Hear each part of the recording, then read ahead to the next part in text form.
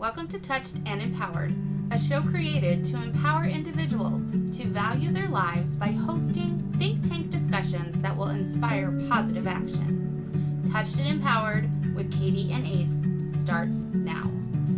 So welcome to this episode of Touched and Empowered. I am here with Ace, and we have a special guest today, which is William Goodwin.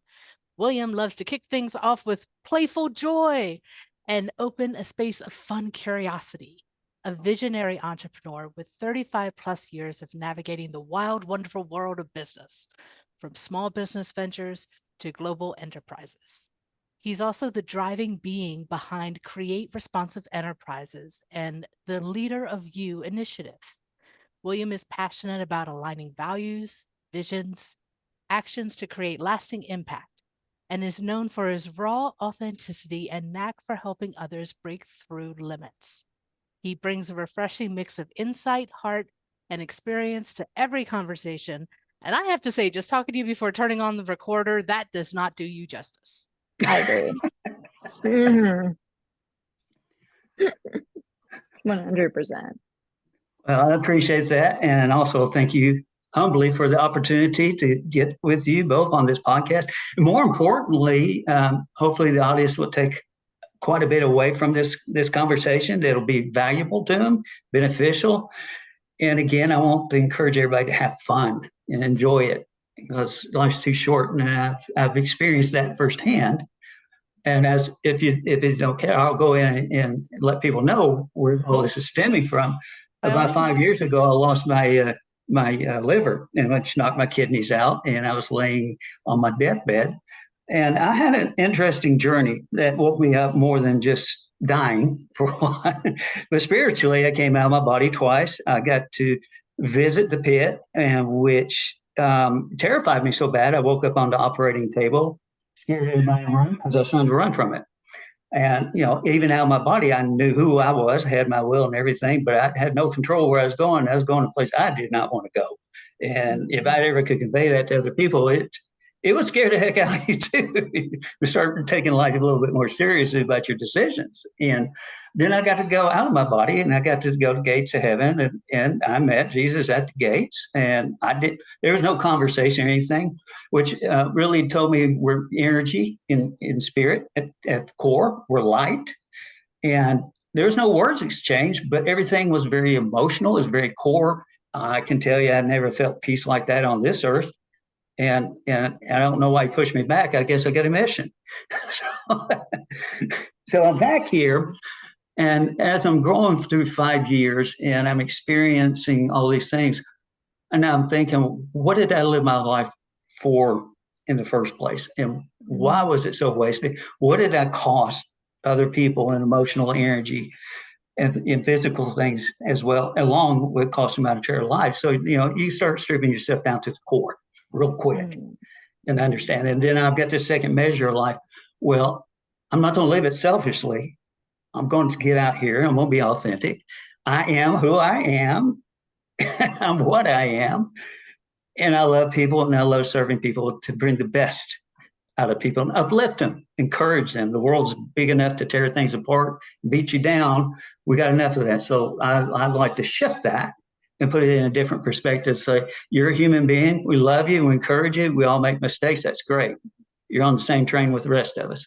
So let's do something positive out of that instead of negative. Wow. And I get this beautiful opportunity here. And thank you both again. Thank you. The energy that you bring just definitely lifts the energy all around us. And as my mom says, rising tide lifts all boats. And we are all for the power of positivity in this planet. So I'm loving the way how this is going so far.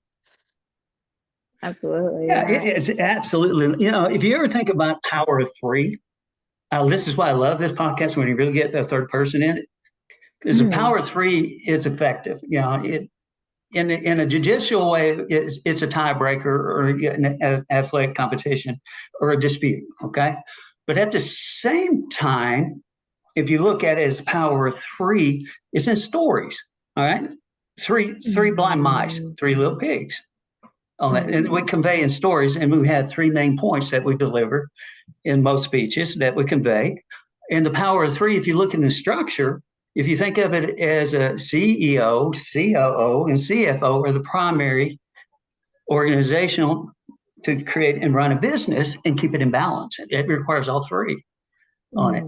And so, I look at heaven, I see God as the director, I see Jesus as CEO, and then I see the Holy Spirit as COO because it drifts around back and forth, and where it comes, where it goes, but operations continue.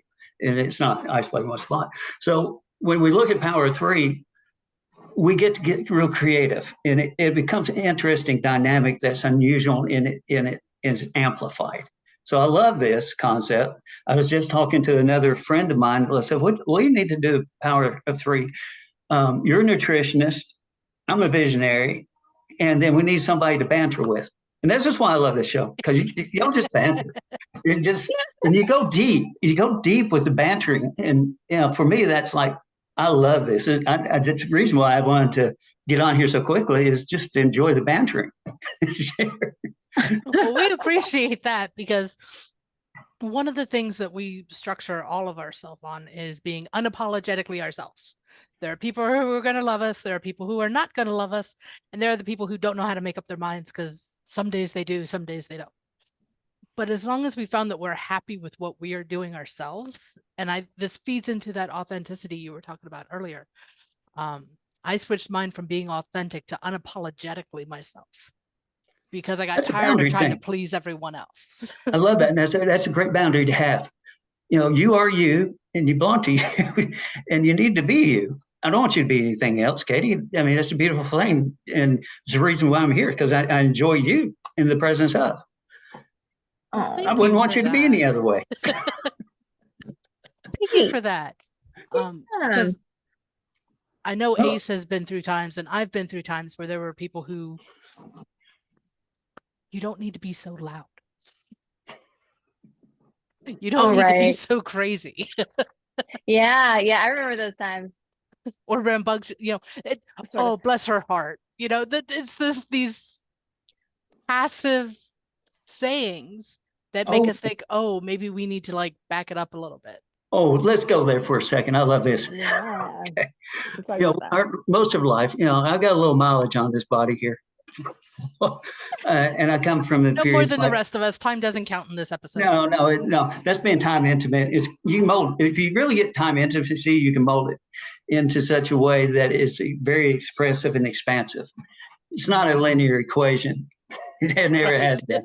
We try to make it that, but it's not. But let's go there for a second. We're conditioned to shut up, sit down, be quiet, don't interfere, don't move, and all those things. Mm-hmm. That's great. But I'm telling a person to not be creative, not be themselves, not be authentic, and just get out of my way. You don't count. You don't matter. Yep, okay. Stay in line. All right. So we're taught indoctrinated through this all through life. So what do you expect us to be? Doers. We get non-original thought. We don't solve problems well, and we're not authentic. And this is part of the things I explored with people that I work with. It's like, who are you at the core? What are your core values? And just imagine yourself, there was no restrictions in your life, no boundaries, okay? I want you to shut your eyes, and I want you to breathe and get into a resonance of just relaxing and let go of all the burdens. Where do you find yourself exploring? If you had no memory about what you were told, who you are, and what you're about, anything, you started from zero, scratch. And I get to go explore. Where would you go? What would you be? What would you create? And we start navigating, because once we start going there, we're picking things that are valued to us at the core. We're not being told what our values are. Okay. That's so we got to go back from zero and unwind the things that we've been taught. For example, it wasn't too long ago, I realized a 7-year-old was running my adult life on a belief that was outdated, that did not support me. But yet it still exists. So I love that you said that, because that is actually something I do almost on a weekly basis. And I don't actually tell people this. So on an interesting level of being a creative or being a human, right? We all need times to explore and actually understand what our values are, and then reevaluate what our values are. And sometimes that can get really dicey is a word, but that can get really stressful, because you're like, what about this and then perfection? And that's not really practical. And if anything, all it's going to do is stress you out. So what I love that you said is that, you go relax and then you explore the world and then find out what your values are by that sense of exploration and curiosity, because that at our core really does allow us to breathe, allow us to be inventive and creative, and then also allows us to kind of take in life in a way that's actually joyful. There's a lot more fun in this world than we think. Well, yeah. So you find your values, you start finding your passion, your purpose, your creativity. And those are all great things to be. All of a sudden, now we got a free thinker that's supportive, that helps other human beings become the better version of themselves, just from the sheer part of it. And it is really, what kind of game are you playing this? Or are you playing a taking game or are you playing a giving game? And do you even know? You may be thinking you're playing a giving game, but you're probably not. There's a good chance of it. I had a run in with that, and I'd love to explore that concept with you. So I found out recently that, when you're around certain people and you're like, oh yeah, and then slowly over time, whatever jovialness happens, it starts to deplete and you have no idea why. And I found that, like, on a subtle level, it could be your energy that's like lighting up the room, making everything amazing.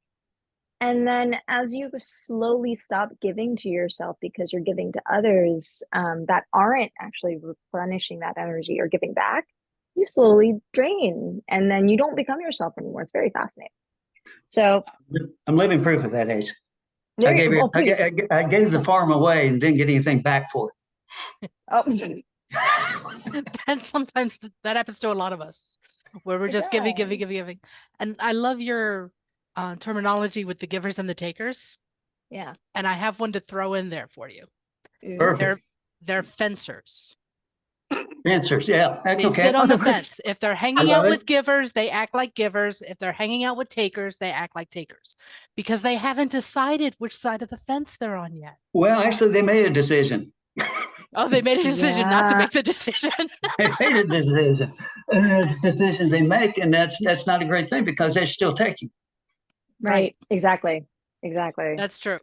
But so fencers I like, because a lot of us do sit on fence. I mean, just like I watched one episode right before I got on here, and we were talking about Ace. Actually, Les Brown. You talk about. Yes. I've had an opportunity to meet Les, and he was actually an interviewer with a friend of mine on her summit, on a virtual summit. And so I listen to Les, but where was I going to this? I kind of lost my train. That happens when you get a little older. It's just like you had this great opportunity right out the top. I don't think age has anything to do with it, because that happens to Ace and I all the time. All the time, today, before the podcast. I don't think so either. It's just like you're trying to make a point and then get off on this little tangent or bring something of relevance back. The next thing, that original point just migrated somewhere down south. We were talking about fencers, and then we went to Les Brown.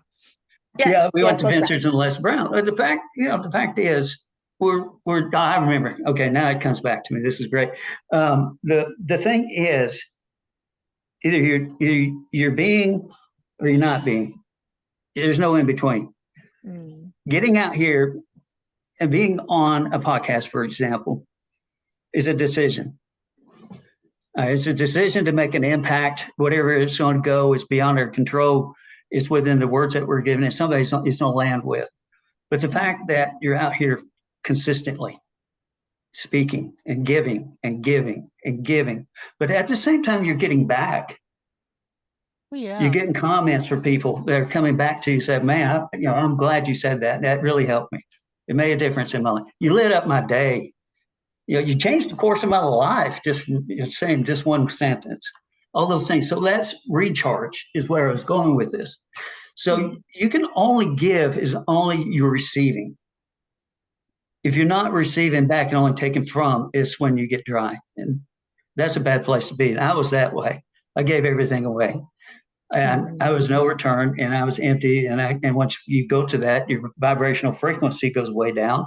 And then your emotions go into areas you don't need to be, that creates toxins within your body, start manifesting things that you don't want physically, that you'll be sick all the time, organs failing, the whole gamut of stuff. It's because they've been sucked dry. Yeah, So, yeah. Yeah, that's the thing. You got, if you could just imagine your battery, okay, you got a charge. It's a spiritual charge, and it's topped off. Well, if I go around and transferring energy, in which that's what it is, we're having transfers, whether in action or in words or in spirit with each other. And we're giving a little piece of itself away, but there's no charge back. There's no reconnecting. It's just here, I'm going to take a piece of you and walk off. Here, I'm going to take another piece and walk off.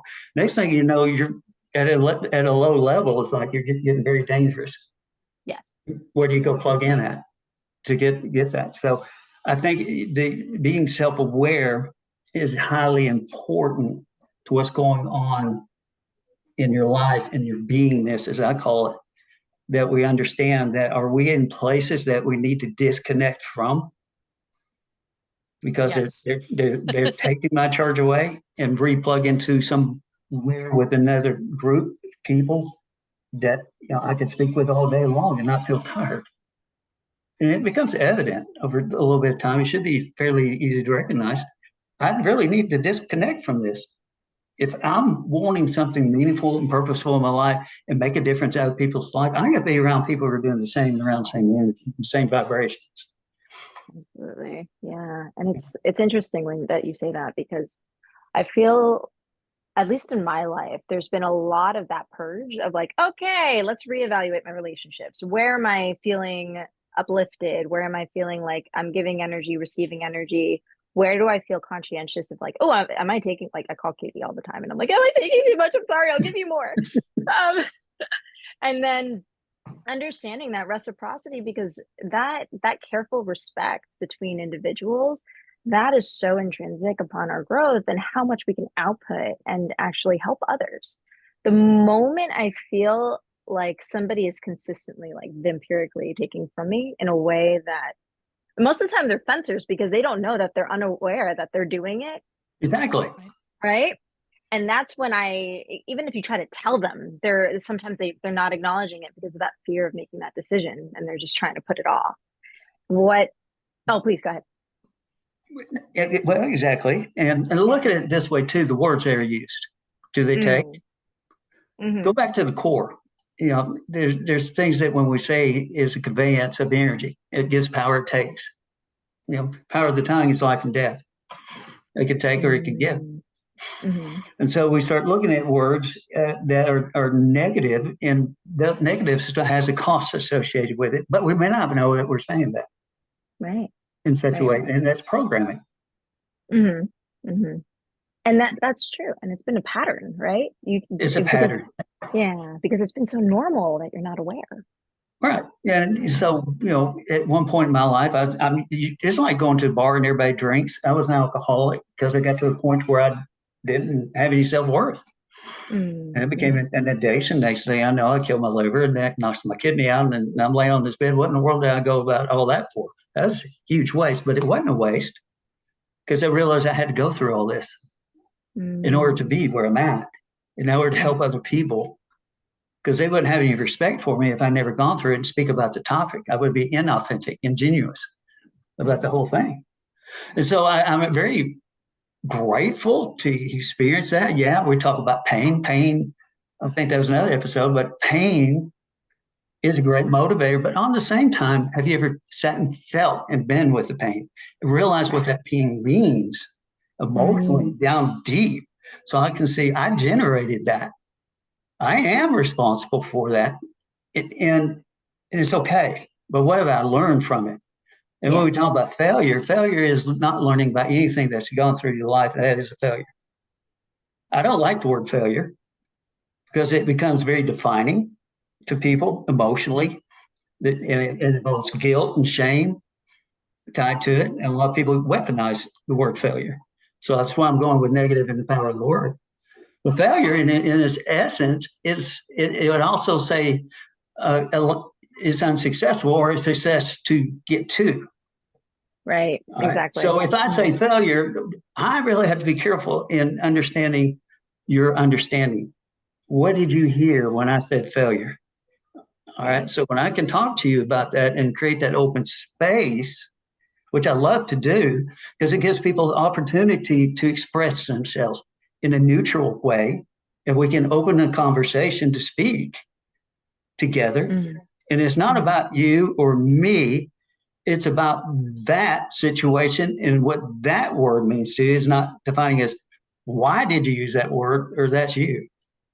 So I'm going to take the ego out of the equation. I'm going to get to the that, which is non-egocentric, to have that interesting conversation. So I understand what the word failure means to you. I can hear and listen to what you're telling me. And then I can tell if it's actually saying you're defining yourself as failure, or I'm looking at failure in a positive light and a perspective that means I'm one more step closer. And so I like removing failure out, and it's a misstep. It's not a mistake. It's a misstep for setup, or things like that. So when we start looking at those words and changing our language, we start attracting people who are been in this, like, hey, that's a different way of looking at it. I'm starting to change perspective, and that lens changes. And now I got a different outcome, or they have a different outcome from the perspective. And that goes back and start looking at, let's bring all our emotions to zero. How do we do that? Let's come into neutral for a minute. All right, let's not carry that negative charge, or let's not carry that positive charge, because all charges dissipate one way or another.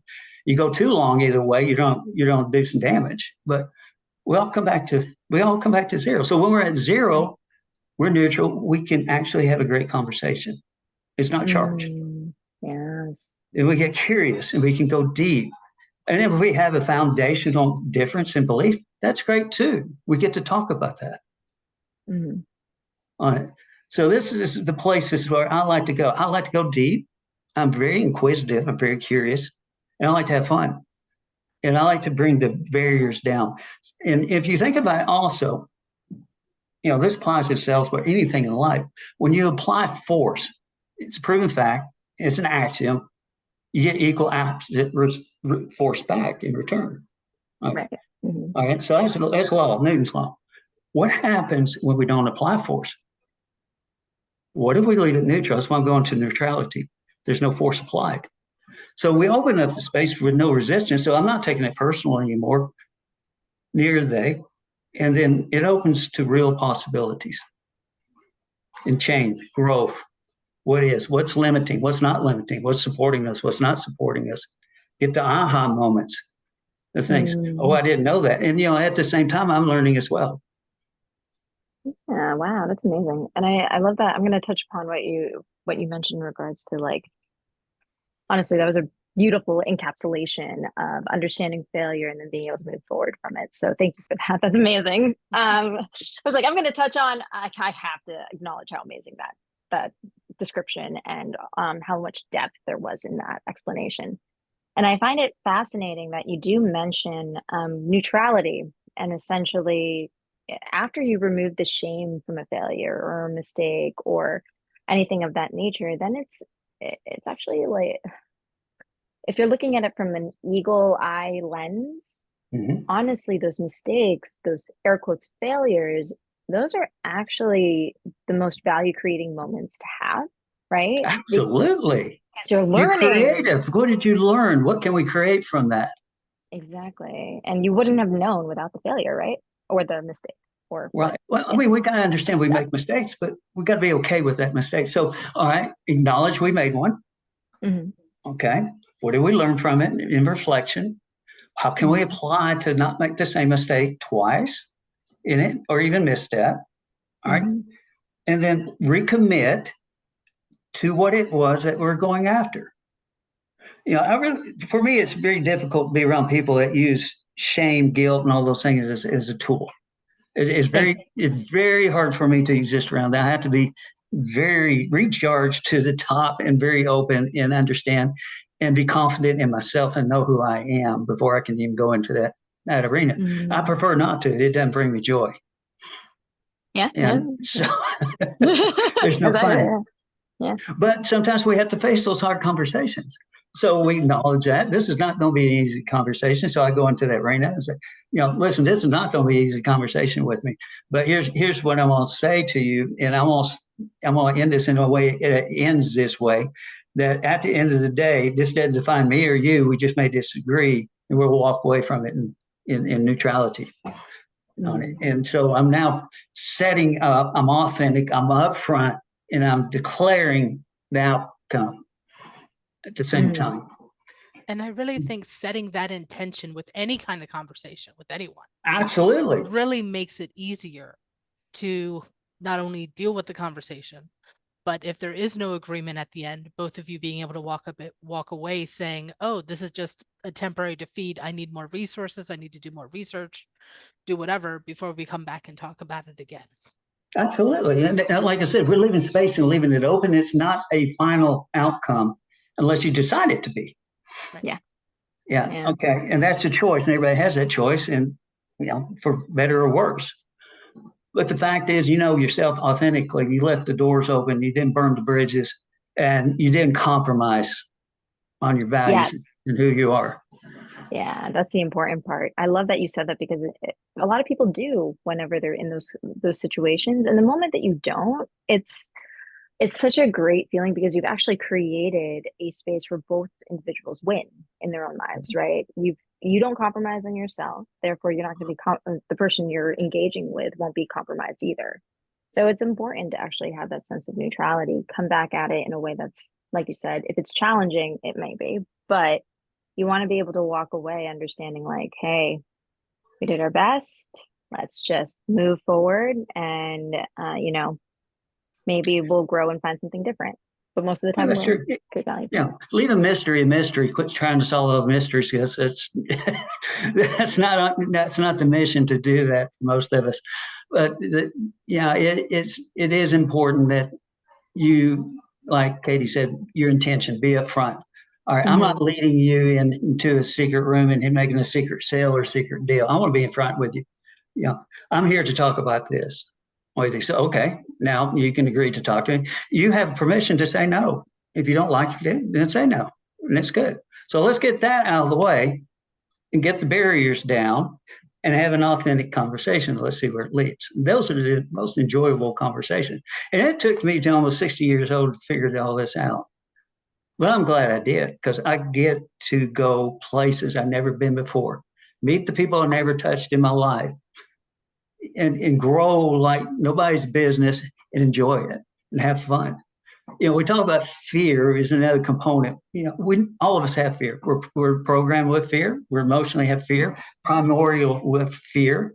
But guess what? I had a little fear, and not anxiety, but kind of like the anticipation, like you're building up. You don't know what it is, the uncertainty of it. And I get to say to that, because I know me well enough, and I know everybody has some component of it, and doubts or anything like that. I say, I address it, because we're never going to get rid of it. That's what keeps us alive. And right now I'm in the moment with you two, and I'm enjoying this. I'm not even thinking about fear anymore about it, because I'm pouring out on it. But I get to say, fear, not today. I recognize that this is uncertain. I know you're not comfortable with it, but hey, we get to go shine a light in a place that hadn't had our light yet to shine, and pour into these people. And if I listen to you, I'll never go there. So I give it a kiss or give it a banana and say, go on back. We're moving forward. Oh, wow. Thank you so much. Yeah. And that reminds me of something that one of my mentors said about the physical feelings that our body has when we are in a state of fear is the same as excitement. It's just whatever we assign that physical feeling to is how our mind is going to react to it. So you're talking about just giving it a banana, and I'm like, okay, next time I'm starting to get terrified, I'm going to pretend I have a chimpanzee and just hand him a banana. Well, the studies of a chimpanzee are all emotion. We're very, very close to them. So if you watch a chimpanzee, they'll go ballistic over something, and then it's up to the logical side of humanity that we've been gifted with, is have that conversation with the chimpanzee, hand him a banana, calm it down. It's okay. I acknowledge you. I love you. But we're going this way today. It's not something we get rid of. It's not something we can put at the doorstep, like a briefcase, like our emotions. People, especially men, have been like I have, leave your emotions at the door. Well, that's the silliest thing in the world. Yeah. Yeah, I've helped a couple of my guy friends with that limiting belief. Exactly. Thank you. And I appreciate and applaud you for that, Katie. More men need to realize I want you to be emotional, because a man can get real dangerous if they cut off their emotions. Yeah. Horribly dangerous. And it's because they have no vent. They have no way to come to neutral. So why create a bomb just to go off and start diffusing as these things come up? And if you don't have a way to vent or know how to vent, find somebody that can teach you how. It's that simple. We've gone through life. Oh, I don't need this therapy. I don't need this help. I'm prideful. I'm beating my chest and all this stuff. You're a pressure cooker. You're a pressure cooker, and it just keeps building and building. And you need to find some way to vent. Otherwise, it's going to explode and make a big old mess in the kitchen, and you have to fix the ceiling. And it's a bloody mess. You're right. And there's this why. Go back to ask the why. Is that the case? Well, there's I know there's probably a whole nother podcast. But, Please, that's right. Yeah, but let's talk about surrender. All right, what does surrender truly mean? Surrender is not giving up everything in the world. Surrendering is coming to the moment that says, I no longer want to be like this anymore. And if I'm going to hold this in me, I'm going to explode. And I'm going to set this down and I'm going to surrender. I'm not going to pick it back up anymore. I'm not going to carry it. I'm going to open up and I'm going to say, I'm human. I make mistakes. I do not need to put on this fake face and go out into the world and pretend. Every one of us in this world is hurting one way or another, or is in lack, or has some issue going on in their life. They're real people. And the only way to mend is talk to people who've been through it to help you or show you a way through. And there's no circumventing things in life. You need to go through them to experience them and to feel them and understand what that emotion ties to it. And if you look at emotions, it's really the color within the framework of your being. You paint pictures with your emotion. And depending on how you look at that in the event, which is the framework, you can change those colors and change that painting into where you can get a different output in your life, a different perspective in your life. Have that aha moment. I was thinking back when I was young, I had an episode with my parents. It was not a pretty sight. And I was in the middle of it. And I was doing everything I could to block it. And I felt disempowered, worthless. I couldn't do anything, couldn't impact it. Had somebody told me at an early age, I want you to say what you just said, but say it in a positive light.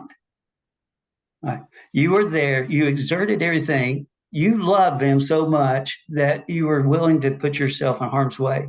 And that took courage. And that was bravery on your part, being so young to stand up like that. If somebody just made that slight little shift in my life at an early age, what could have been? But I went through life perceiving it like I failed. That's why I'm very sensitive to the word failure. Wow, that makes a lot of sense. And the connotation is very well applied, especially in that with that experience. And I find it interesting because you mentioned that, like, sitting with that emotion. I feel like many people are scared to do that. Or aren't, they're not many people are equipped to do that sometimes, especially if there's these dark repressed emotions that you haven't been able to, like you said, be vulnerable, let go, put it down and let it go, because it takes actually revisiting those emotions and being able to really feel into them. And honestly, artists, like the artists that I have met, they're able to actually go deep in there, find the value, find the gold within those emotions. But it takes the courage to actually go through those emotions and feel them. And my experience, Ace, my experience has been the same. Artists are really a lot connected. They're connected. Okay, they're experiential in creation. They're creative beings. That's it's one of the greatest gifts. Whatever artist it is, it could be anything, composition, it could be actual art, it could be music or anything like that. They feel, they're alive, and you're right. And sometimes we're scared to go back and visit those, but those are places that have not healed yet. Right. And honestly, it's okay that if you're not ready, you're not ready. We understand that, right? Absolutely. But at the same time, it's also like, being able to just being somebody on the other side of being able to process these emotions that we've all carried them throughout the years, but being on the other side of that, instead of distracting yourself with something to make you feel different than actually facing those emotions, it is so freeing once you're able to do that work. Absolutely. And that's the freedom and surrender is to become vulnerable and go there and experience it. And understand what it costs to stay where you're at versus the cost of letting go of all that. It may be painful at the moment, but it's gone. It's off. You're unburdened. You're free. And so that cost goes away that you're paying right now. Being an alcoholic and avoiding is avoidance. And I picked it up as self-numbing, self-medicating. I didn't want to face myself. I didn't want to be true and authentic to myself. Face the reality is, I'm hurting inside and I made a lot of mistakes. I don't own it. And so I got to bury it with my alcohol. When you come to own it, now you become at a higher level of responsibility to ownership. And that's a liberating fact that once you own it, you recognize it. I own that. I own it either way. It is a big mess that I made, or it's a beautiful creation that came from me. I'm responsible either way. And so responsibility, people think, oh my gosh, I made a mistake. I'm responsible for it. That's not what the word means. And so when I let that go and I get to experience it, I let the pain out. Right? So I'm letting those toxins in, or poisoning my body from it. That's costing as well to hold that. And it will add up and it will put you in a place you don't want to go. And I'm evidence of it. But once you release that, it's liberating. I don't have to carry that albatross around my neck anymore. I let it be. I let it out there. It's gone. And so once we come to that and realize that's really a great place of intimate self-awareness. All right. So we come to this point. We come to this neutrality. Now what? Now what do we get to be? Yeah. And I think that is a great question to end our podcast on, because unfortunately we are at time. But I think that question, where do you want to be? Is a great question for everyone to start their week with. Yes, what do you want this week to be for you? Oh, so amazing. Wow. Thank you so much for joining us. Please come back. Please come back as much as you want. This was incredible. We love speaking with you, and you've dropped so many wonderful, deep nuggets for people here who are going to be listening, and it's going to really change someone's life. Thank you very much. I'm honored and humbled to be here, and I appreciate it. And really, my intent is to liberate people who are trapped in this way of being, so that they become another light to somebody else instead of being so withdrawn and dark.